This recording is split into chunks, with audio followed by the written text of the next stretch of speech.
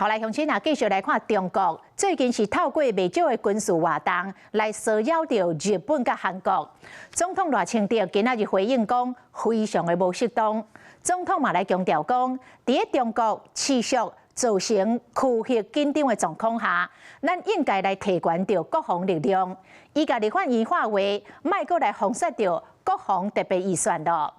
国民党的立委吴宗宪回应讲，特别预算必须爱借钱，嘛会排斥到其他的预算，爱谨慎来评估。国民党团的书记长罗志强嘛来话话，讲除非赖总统亲身到立法院来报告，而且接受到询答，也若无，就是民进党家己背角到预算。总统赖清德接到会场，就随行向伫咧门口等的立法院长韩国瑜，两个人满面笑容，握手问好。不过，互问到最近中国接侵了日韩，造成周边的地区经济无稳，赖总统的面相就随无同。这是非常不恰当的行为，我国坚定的反对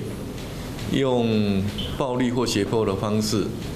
改变区域的和平稳定的单边行为。在这种状况之下，我们必须要提高我们的国防力量，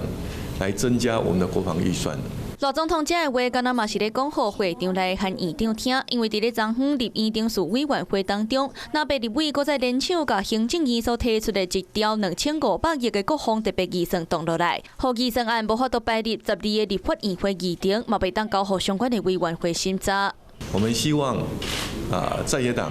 或者是立法院都应该要理性务实面对这一笔国防特别预算，不应该在程序委员会就把它封杀掉。要删减、要调整的地方，那我们也根据民意大家来进行审查的工作。那特别预算是要举债的，我们是要再留子孙的，因为饼就这么大，国家一年税收就这么多，它会排挤的。而且国防的采购绝对不是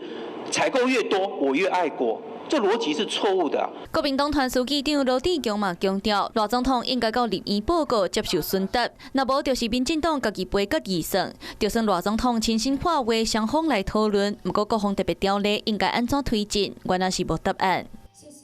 你好，我是宋彦明，想掌握最及时的新闻资讯吗？赶紧订阅、按赞、开启小铃铛，锁定华视新闻 YouTube 频道。